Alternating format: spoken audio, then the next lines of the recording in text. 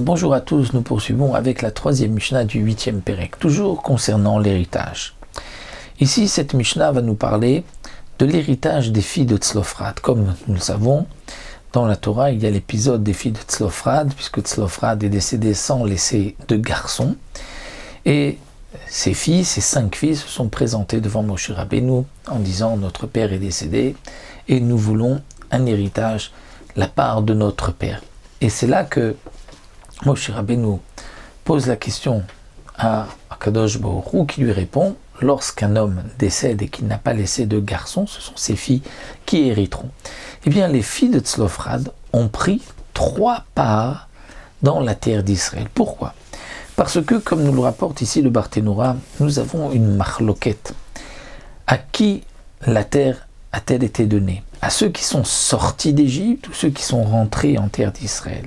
Eh bien, le Tana de cette Mishnah pense que ce sont ceux qui sont sortis d'Égypte. Tout celui qui est sorti d'Égypte a un droit à une part dans la terre d'Israël. Donc, puisque Tzlophrad et Chefer, son père, puisque c'est Tzlophrad ben Chefer, Tzlophrad et Chefer ont reçu, puisque les deux sont sortis d'Égypte, Tzlophrad faisait partie de ceux qui sont sortis d'Égypte, donc lui il avait aussi une part, et il y avait la part de Chefer, de son père aussi qui est sorti d'Égypte, même s'il n'est pas rentré en terre d'Israël. Donc, les filles de Tzlophrad ont reçu la part de leur père Tzlophrad, mais elles ont reçu aussi une part dans l'héritage de Chefer, de leur grand-père. Et étant donné que leur père Tzlophrad était un premier-né, donc il devait recevoir 2 parts dans l'héritage de Chefer.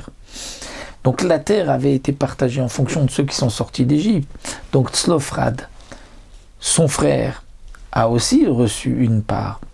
Mais la part du grand-père de Chefer était à partager parmi ses enfants, et Tzlophrad a reçu 2 parts, puisqu'il était premier-né de Chefer.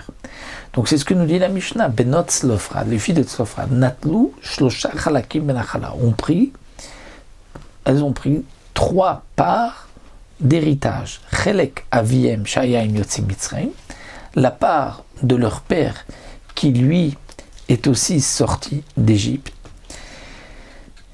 Vechelko Imechav Benirse Chefer, et la part de leur père dans les biens de Chefer, puisque Chefer, le grand-père, est décédé.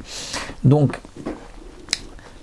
le père de Tzlophrad a laissé en héritage à ses enfants une part. Donc, Tzlophrad a eu une part de son père, que lui-même laisse à ses filles.